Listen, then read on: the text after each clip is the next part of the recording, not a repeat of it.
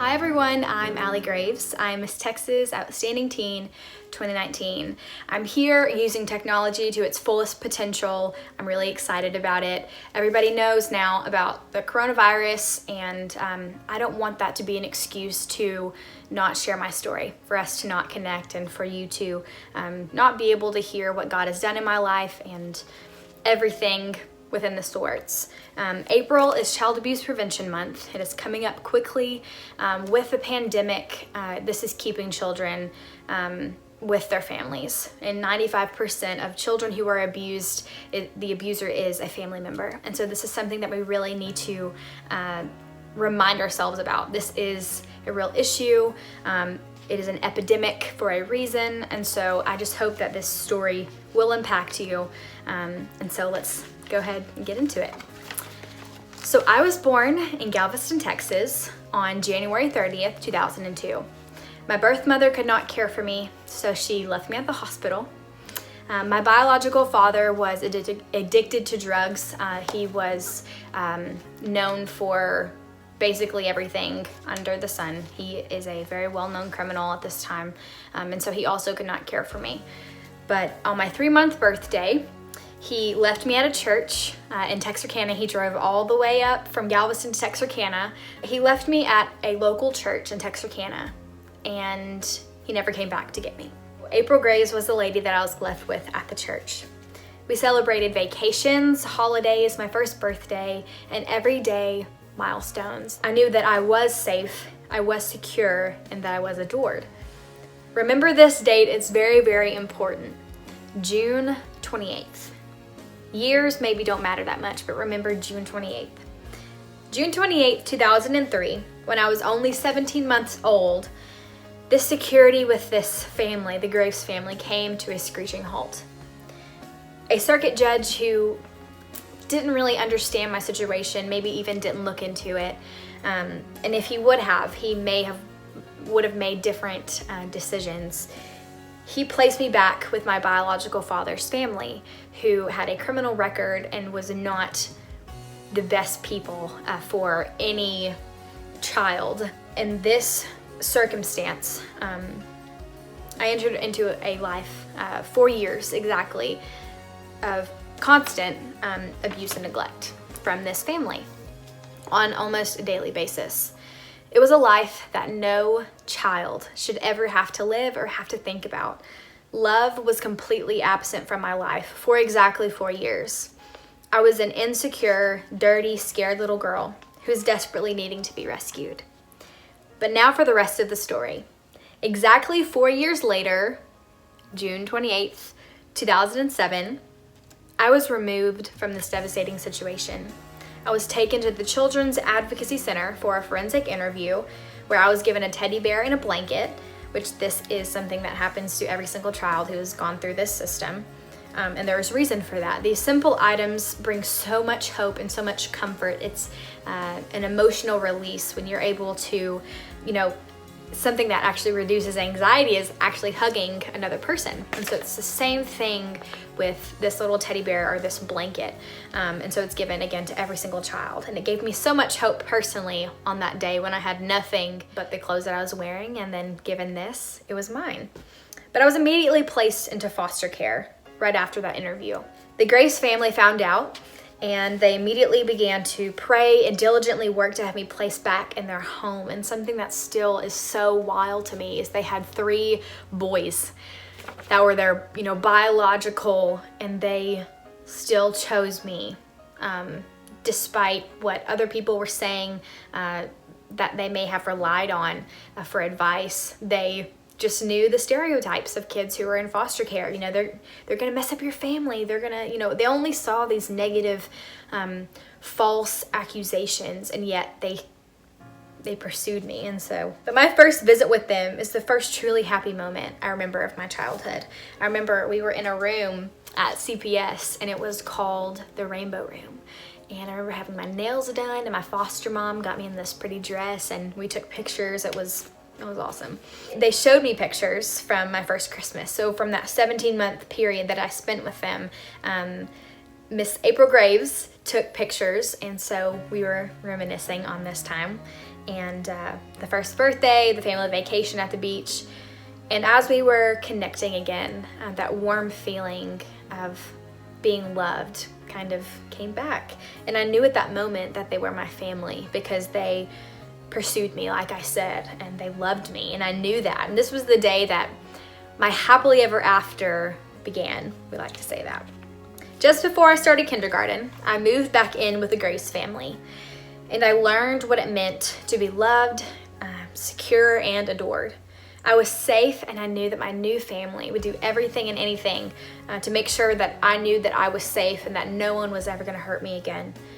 A year later, when I was 6 years old, my adoption was finalized on September 25th, 2008, and I became Allie Graves. Due to the love that I received from my forever parents, forever siblings, extended family, a church family, I found security, I found comfort, and I found strength, something that was completely foreign to me in those first 4 years. Really, I remember kindergarten, when everything was done after school and you would walk out and you would wait for your parents' car, or maybe you would get on the bus. I was waiting on my parents' car, and I remember thinking they're not going to come back and get me. And so we're going to continue talking about that. So when I was 7, I was told that I needed to testify in front of my abuser, in front of the jury and everything. So I shared my story by the grace of God. He gave me the courage to have all the right words and everything. And my abuser was put behind bars for a lifetime. Never to hurt another child again, due to just, I guess, being a child, and lots of prayer definitely coming from the Graves families. And I just got to share my story, and something beautiful like that happened.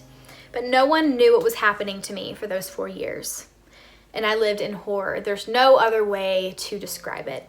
Believe me when I say I understand what it feels like to feel hopeless. But also, I understand what it feels like to give others hope. Since I started kindergarten, my life has been filled with an abundance of blessings, starting ballet, getting to go to church and all these new things, and who is God. And it's also been a process of finding hope, of finding healing, and of finding justice, and so many other things than maybe a lifetime sentence, but how I heal as a person. And especially, I've learned that you are never defined by your circumstances. It is a daily choice. And I've also learned that I am not a victim. Victim was never in our vocabulary in the Graves family, but I'm an overcomer. Again, that's a daily choice that I have to make. It's not always easy. That's not the point of growing and healing, but I'm an overcomer. I've learned to be living proof of the difference that love can make in someone's life. Genesis 50:20 was a very used, it was very common growing up. And it says, "You intended to harm me, but God intended it all for good," for a greater purpose, of course. I know that He brought me to this position so that His will could be accomplished in my life, and that I can show His love to other people.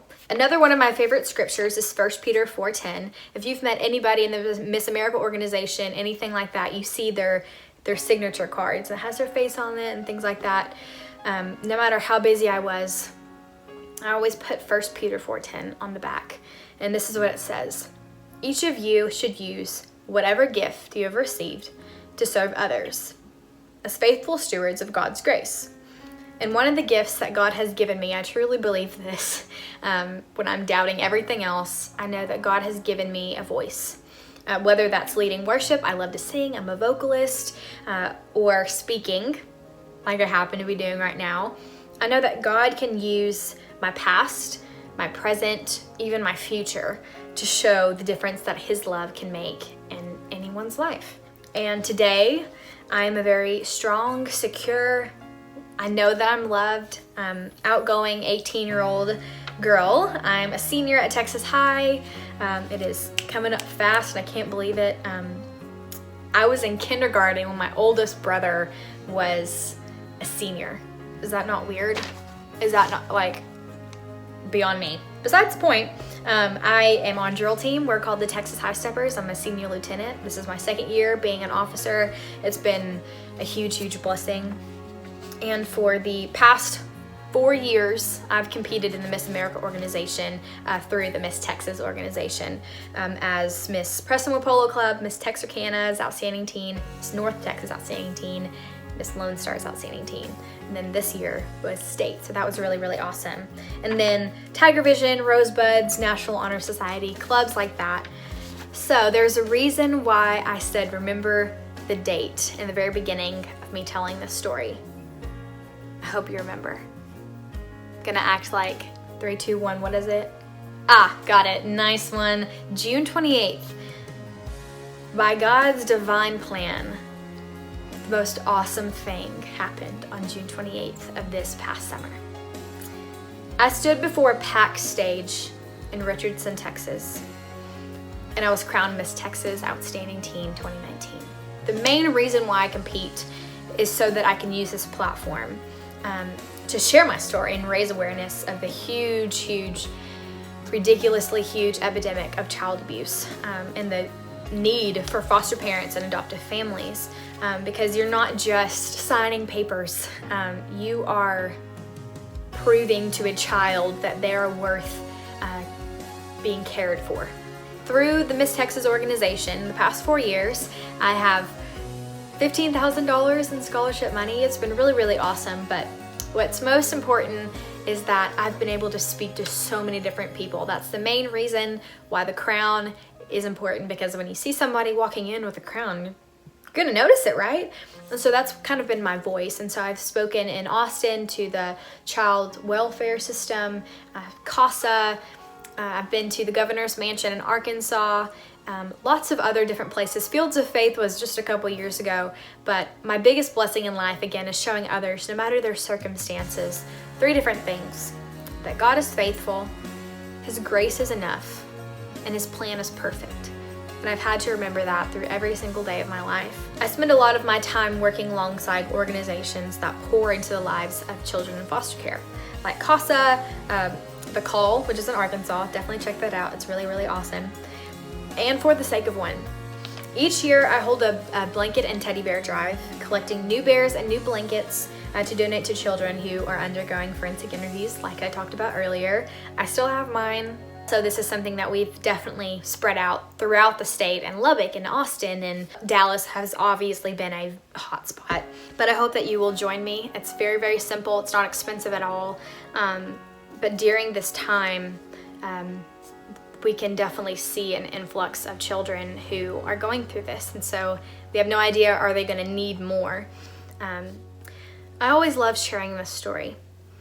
It shows the redemptive power of God's love, and it really focuses back on our most vulnerable citizens, which is our children who are victims of child abuse and neglect. And so I don't think we can change all of their circumstances, but I definitely think that we can change how we respond to it and how we are seeing these children, and definitely can be an example to them. I want to share a very quick short story with you, and then I'll be wrapped up. Thank you so much again for being a part of this. Recently in Dollar Tree, there was a lady and 2 kids in the checkout line. There is 1 big kid and there is 1 toddler.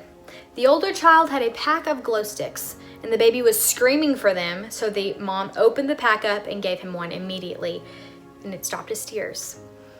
He walked around with it smiling, and the baby started screaming again.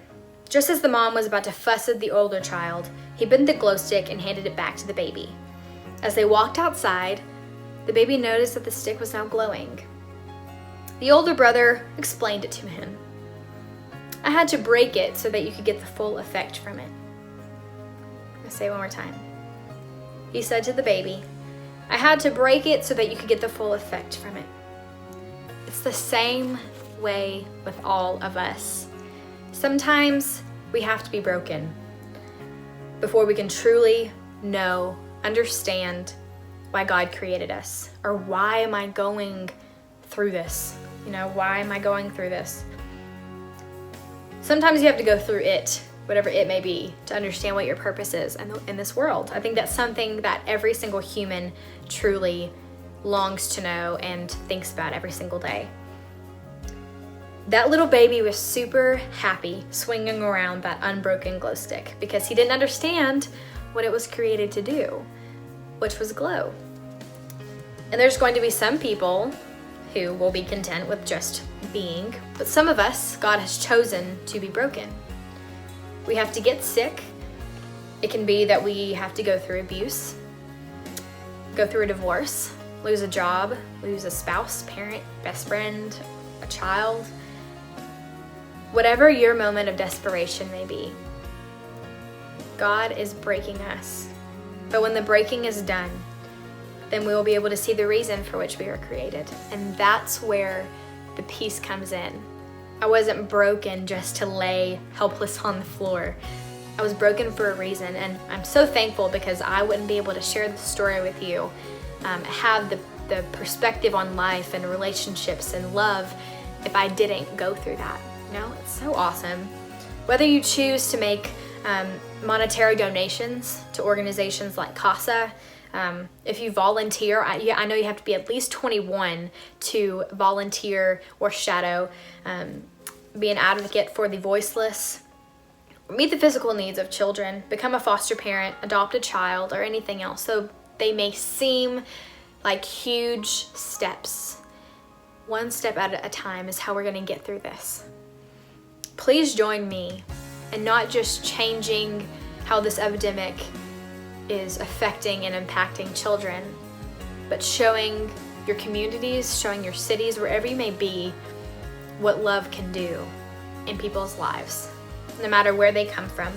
For more information about the Healing Hearts Blanket Drive, please email me or message me through Facebook or something like that. I would love to help you and get to know how you are wanting to benefit. Thank you so much for watching. I hope that this impacted you and it moved you in some kind of way.